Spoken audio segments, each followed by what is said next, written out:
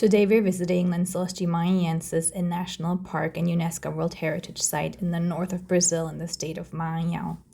This is a desert landscape that fills with fresh water, and the water doesn't escape because there is an impermeable layer underneath the sand. So between the month of January and June, you have all of this fresh water that stays there. Hello everybody, I am coming to you from the north of Brazil, Lençóis Maranhenses, literally the sheets of Maranhenses. We flew in late last night, arrived at 4 at the airport, and now we're here in these sand dunes filled with rainwater. It's good to go in June because that's when the lagoons are at their highest. And as you can see, it is a tourist attraction. It looks like the desert, like the Sahara. The sand is super fine and soft. And I'm here to just talk a little bit about some of the tourism impacts and implications. So first of all, we talk about over-tourism mainly in terms of cities, but as I look around here, and if you look in the back, all these Jeeps lined up, and there's another Jeep parking lot. I wonder, how many tourists is too many? This is the Lagoa Azul, the Blue Lagoon, and it is really pretty. It is already kind of low, even though we're in June. And you can see tons of footprints in the sand, and the tracks from the Jeeps are pretty deep. It's kind of bumpy to come here, actually, driving. So people are swimming in these lagoons. You see the Jeeps parked there, and they're lined up to take pictures. There's, fish in here. It's actually really, really nice.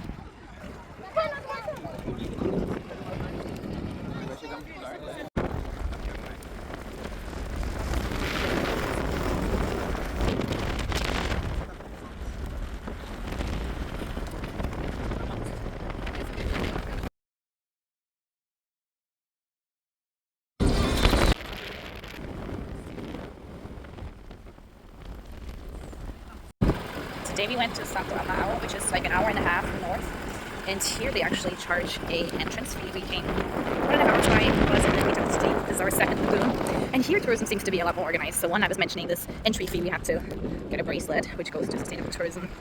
They're also putting up chairs and umbrellas for us, so it is a better experience here. We're also staying for sunset. It's a full day tour, and it just doesn't seem as mass touristy and crowded. You can see sort of less people here.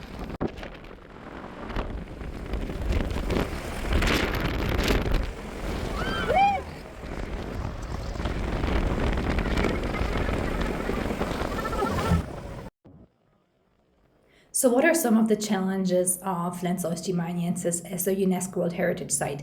One, there's really no destination management company. There's over 200 agencies that are each sending people in their Jeeps. Everybody does the same track, and you can imagine all these Jeeps leaving tracks in the sand. Also, the guides are really just conductors, so they really don't advise tourists what to do and not. And the other thing I found is that there's really no toilets, no infrastructure. So imagine just the lack of sort of facilities and planning. The nearby towns also did not follow the tourism demand and kind of got stuck, so they need further facilities and structures. So in order for this to stay, I recommend off-season ecotourism, more cultural and bird-watching tours, also improving the towns that are nearby for a better tourist experience.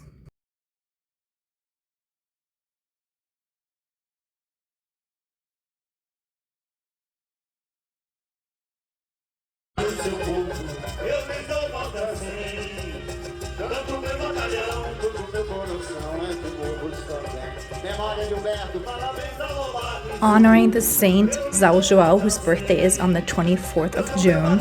And the story goes that a bull was killed by accident and then resurrected and brought to real life. And so these dances that are done by shamans and healers and Indians basically highlight the story, everybody adding their own elements. It's almost like a sort of carnival experience with lots of singing and dancing. This one here is in São Luís, as I mentioned, and you can see all of the parades and dancing. This festival goes on for several weeks through the month of June and July.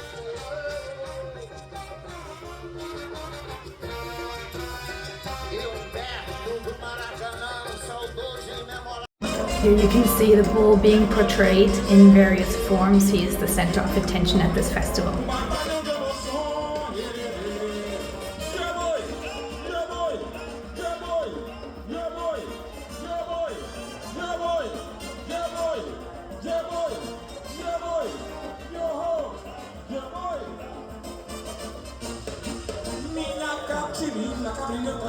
festes de São João. Linda catita, rainha do boi no Maranhão.